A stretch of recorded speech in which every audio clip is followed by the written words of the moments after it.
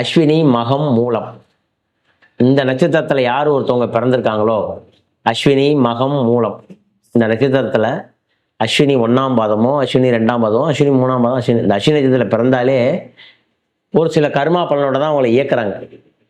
அஸ்வினி நட்சத்திரத்தில் யார் ஒருத்தர் பிறந்தாலே தனக்கு தானே எதிரி, அதாவது அவருக்கு அவரே எதிரி அப்படிங்கிற மாதிரி எல்லாம் பண்ணுவார், எல்லாம் செய்வார், தானாக கெட்டுப்படுவார், இல்லை தானாக இறந்துருவார். எல்லாத்தையும் ஒரு வித காலத்தில் நல்லா சம்பாதிப்பார், ஒரு வித காலத்தில் எல்லாத்தையும் விட்டுருவார். இதுக்கு காரணம் என்னன்னா சார், அவர் மூதாதையர்கள், வம்சாவளி பிரச்சனைகள், மூதாதையர்கள் அவருக்கு நிறைய பிரச்சனைகள் இருக்கு.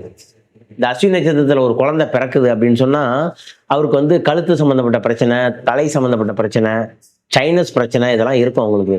ரெண்டாவது, ஆள் ஒல்லியா லீனா இருப்பாங்க, பார்க்கறதுக்கு ஆக்டிவா இருக்கும், ஆனால் உடம்புல ஒரு சில தொந்தரவுகளை ஏற்படுத்திக்கிட்டே இருக்கும்.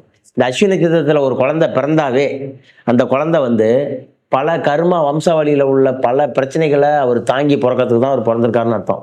இதை பற்றி இன்னும் தெரிஞ்சுக்கணும் அப்படின்னா ஃபுல் வீடியோக்கான லிங்க் ரிலேட்டட் வீடியோஸில் இருக்க செக் பண்ணிக்கோங்க. 4 பேர் அண்ணன் தம்பி இருப்பாங்க, 4 பேரில் 3 பேர் தப்பிச்சுக்குவாங்க, ஒருத்தாள் மாட்டிக்குவார். அவர் பாருங்க அஸ்வினி 1ஆம் பாதமாக இருப்பார், அஸ்வினி நட்சத்திரக்காரமாக இருப்பார். யார் ஒருத்தர் அஸ்வினி நட்சத்திரம் 1ஆம் பாதத்தில் பிறந்திருக்காங்களோ அவங்க மிகப்பெரிய பிரச்சனைக்கு ஆளாக போகிறாங்க, மிகப்பெரிய பிரச்சனைக்கு சொல்ல போகிறாங்க. அவங்க வம்சாவளி டிஎன்ஏ பிரச்சனையை கர்மாவை தாங்க வந்தவங்க அவங்க தான், ஆண்களும் சரி பெண்களும் சரி. ஸோ அவங்க செல்ல வேண்டிய ஆலயம், இந்த அஸ்வினி நட்சத்திரத்தில் பிறந்தவங்க செல்ல வேண்டிய ஆலயம் இங்கே திருவாரூர் கும்பகோணம் விருதாச்சலம் பக்கத்தில், அதாவது விழுப்புரம் மாவட்டம் விருதாச்சலம் பக்கத்தில்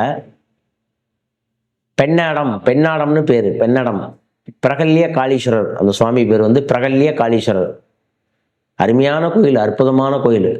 இந்த கோயிலுக்கு போயிட்டு வந்தாவே அஸ்வினி நட்சத்திரக்காரவங்க அப்படியே உங்களுடைய 100% கர்மா வாங்கி அப்படியே வச்சுக்கும். பாதண்டி வந்துட்டியா அப்படின்னு சொல்லி வாங்கி வச்சுக்கும், ஆண்களும் சரி பெண்களும் சரி. அப்பேற்பட்ட கோயில் இந்த கோயில். இப்போதான் கும்பாபிஷேகம் ஆயிருக்கு அந்த கோயில்.